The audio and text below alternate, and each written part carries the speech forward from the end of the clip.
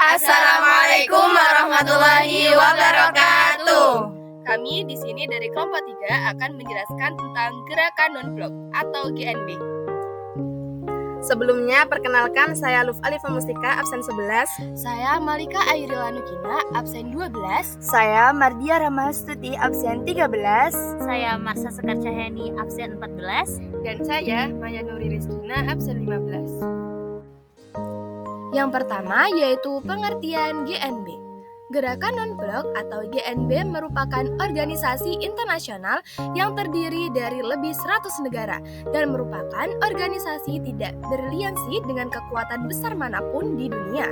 Gerakan Non-Blok didirikan pada Perang Dingin untuk menghindari polarisasi Blok Barat dan Blok Timur. Indonesia adalah salah satu negara yang menginisiasi berdirinya GNB. Konferensi Asia Afrika atau KAA di Bandung tahun 1955 merupakan proses awal lahirnya GNB. Yang kedua, yakni sejarah GNB. Pasca Perang Dunia Kedua, negara-negara terpolarisasi menjadi dua blok, yaitu Blok Barat dengan ideologi liberalisme di bawah Amerika Serikat, dan Blok Timur dengan ideologi komunisme di bawah Uni Soviet. Dalam usaha memperluas pengaruh hegemoni keduanya, baik Blok Barat maupun Blok Timur membentuk aliansi militer seperti NATO, SEATO, CENTO, METO, dan ANZUS dari Blok Barat serta Pakta Warsawa dari Blok Timur. Negara ketiga atau negara yang baru merdeka menjadi sasaran pengaruh paham di antara keduanya, atas dasar tidak ingin terseret dalam polarisasi Blok Barat dan Blok Timur. Akhirnya, negara yang baru merdeka dan negara-negara berkembang memutuskan untuk mendirikan GNB. GNB memiliki sikap politik netral dan tidak memihak kepada kedua blok.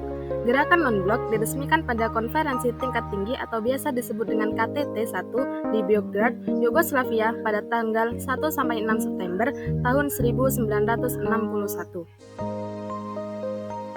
Berikut adalah pendiri-pendiri GNB. Yang pertama yaitu Presiden Soekarno dari Indonesia.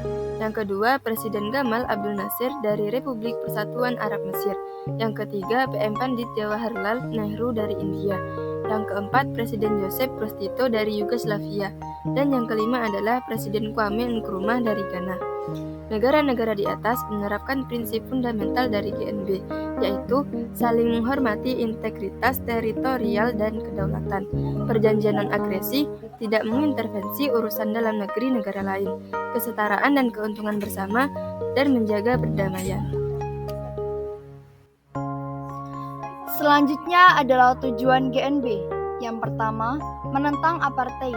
Apartheid adalah sistem pemisahan ras yang diterapkan oleh pemerintah kulit putih di Afrika Selatan dari tahun 1948 hingga awal tahun 1990-an.